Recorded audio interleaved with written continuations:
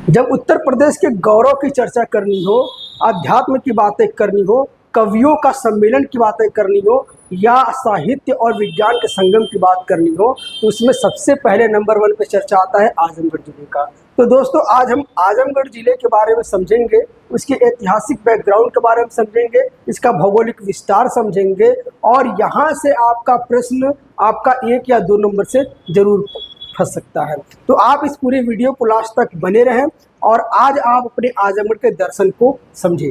तो देखिए दोस्तों, हमारा जो आजमगढ़ है ये तपोभूमि और नवाबों का शहर कहा जाता है।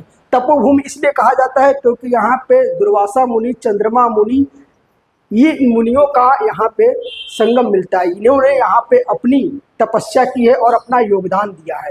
और यहाँ पे नवाबों का शहर इसलिए भी कहा जाता है कि आजम शाह, मुबारक शाह, अजमत शाह, इन जैसे महान राजाओं के द्वारा यहाँ पे शासन किया गया है। तो आजमगढ़ को आज हम समझते हैं विस्तार से। तो आजमगढ़ का अगर आप स्थापना की अगर हम बात करते हैं तो आजमगढ़ की स्थापना होती है 1665 ईस्वी में, जिसके नवाब आजम शाह के द्वारा की जाती है। और ध्यान देने वाली बात है दोस्तों, ये जो आजम शाह है इनके जो पिता थे राजपूत विक्रमादित्य थे। राजपूत विक्रमादित्य के 3 पुत्र थे। एक का नाम था आजम शाह, दूसरे का नाम था अजमत शाह और तीसरे का नाम था मुबारक शाह। तो आजम शाह के द्वारा आजमगढ़ की स्थापना किया गया, अजमत शाह के द्वारा अजमतगढ़ की स्थापना किया गया और मुबारक शाह के द्वारा मुबारकपुर का स्थापना किया गया। तो यह तो आप समझ गए आपके आजमगढ़ के स्थापना के बारे में। क्योंकि जब राजा विक्रमादित्य जो है इस्लाम ग्रहण करते हैं और इनके जो 3 पुत्र होते हैं, तो तीनों पुत्रों में समान शासन की देने के लिए, सत्ता देने के लिए उन्होंने इस प्रकार से 3 नगरों की स्थापना किया था। उसके बाद अगर हम बात करते हैं इसके, अगर आप प्रशासनिक और भौगोलिक इकाई को आप विस्तार से अगर आप समझेंगे तो आजमगढ़ जो है आजमगढ़ मंडल का एक हिस्सा है। और आजमगढ़ मंडल में आपको पहले से पता है कि आजमगढ़, मऊ और बलिया 3 जिला आते हैं। और उसके बाद अगर आप इसका मुख्यालय समझेंगे आजमगढ़ का, तो आजमगढ़ का शहर मुख्यालय है। तहसील की बात अगर हम बात करते हैं तो आजमगढ़ में 8 तहसील है: सदर, लालगंज, फूलपुर, बुढ़नपुर, सगड़ी, मेहनगर, निजामबाद और मार्टिनगंज। एक दोस्तों, इसमें एक सवाल आपसे कभी कभी परीक्षा में या इंटरव्यू में पूछ लेता है कि हाल ही में आजमगढ़ का कौन सा नया तहसील बना है। तो आपका जो नया तहसील है वो मार्टिनगंज है, ये आपको जानकारी होनी चाहिए। उसके बाद आपका आजमगढ़ में 22 ब्लॉक है। और अगर ग्राम की बात करें तो आधिकारिक रूप से राजस्व विभाग द्वारा निर्धारित जो है 4106 गांव आजमगढ़ में है। उसके बाद अगर हम बात करते हैं इसकी भौगोलिक विस्तार के बारे में, तो आजमगढ़ जो है 4054 वर्ग किलोमीटर में फैला हुआ है। साथ में इसमें 2 नदियों का संगम में मिलता है, यानी कि आजमगढ़ में 2 नदियां हैं। एक आपका है तमसा नदी और एक है घाघरा नदी। ये दोनों नदियां पौराणिक दृष्टिकोण से बहुत महत्वपूर्ण है। तमसा नदी का उल्लेख आपको मिलता है भगवान श्री राम के द्वारा। श्री राम ने जो वनवास के समय रात्रि गुजारी थी और यहाँ पे स्नान किया था। और घाघरा जो सरयू नदी है वो आपको पता है कि अवध नरेश श्री राम के नगरी से संबंधित है। तो आप ये तो समझ गए कि इसका भौगोलिक विस्तार क्या है। और कभी कभी इंटरव्यू में प्रश्न ये पूछ लेता है कि पूर्व में कौन सा है जिला, पश्चिम में कौन सा जिला है, उत्तर में कौन सा जिला है।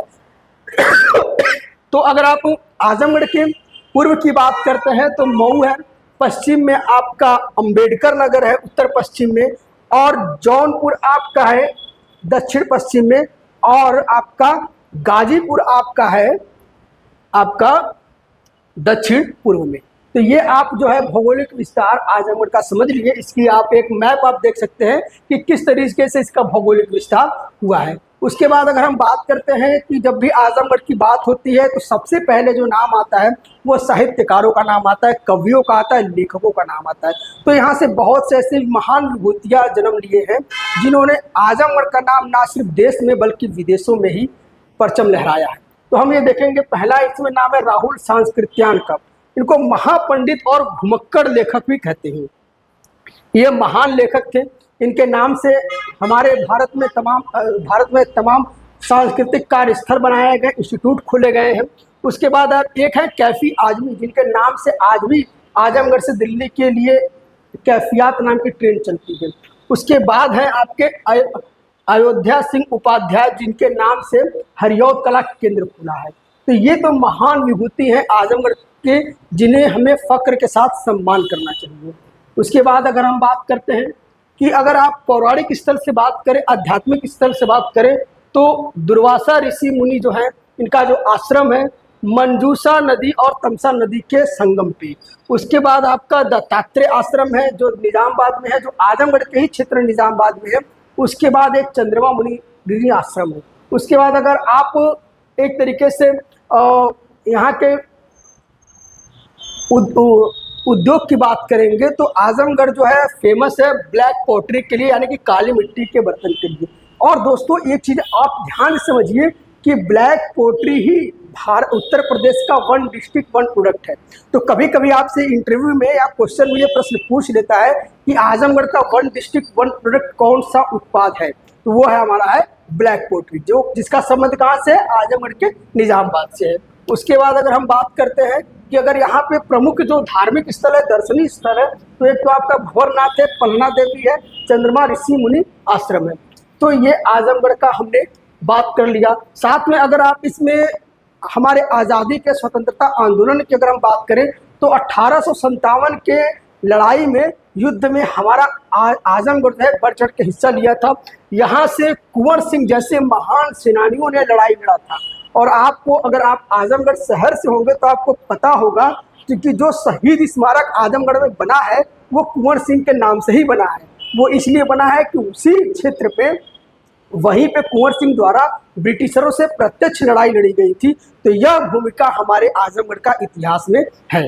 उसके बाद अगर हम बात करते हैं कि जब 1942 में भारत ने एक नारा दिया था, महात्मा गांधी ने नारा दिया था करो या मरो, और भारत छोड़ो आंदोलन जब चला था तो उस समय आजमगढ़ के ही जो सपूत थे, जो आजमगढ़ के जो वीर थे, उन्होंने बढ़ चढ़कर महात्मा गांधी के साथ अपना योगदान दिया था। साथ में यहाँ पे महान शिवली नोमानी, जिन्होंने शिवली कॉलेज की स्थापना किया है, उनका जन्म यहाँ पे हुआ था। साथ में अगर आप बात करेंगे कि कौन कौन सी हस्तियां, तो आप तो कैफी आजमी को तो ही जान रहे हैं। साथ में अमिताभ बच्चन की जो माता है, उनका संबंध ही आजमगढ़ के पलहना गांव से था। तो इस प्रकार से महान विभूतियों के साथ एक महान हमारा जो आजमगढ़ है, इन्होंने बहुत से ऐसे वीर जवानों को जन्म दिया जिन्होंने आज देश विदेश में आजमगढ़ का नाम लहरा रहे हैं। तो हमें ये जानकारी इसलिए भी लोगों को देना ज़रूरी था क्योंकि बहुत से लोग अपने ही ज़िले को बारे में विश्लेषण नहीं कर पाते, नहीं समझ पाते, नहीं जान पाते हैं। तो हमारा उद्देश्य ये था कि अपने आजमगढ़ ज़िले के बारे में, उसकी इतिहास, उसकी भूमिका, उसके महत्व को आप तक पहुँचाना। तो आपको हमारा वीडियो कैसा लगा कमेंट में अपनी राय ज़रूर दें। Thank you very much.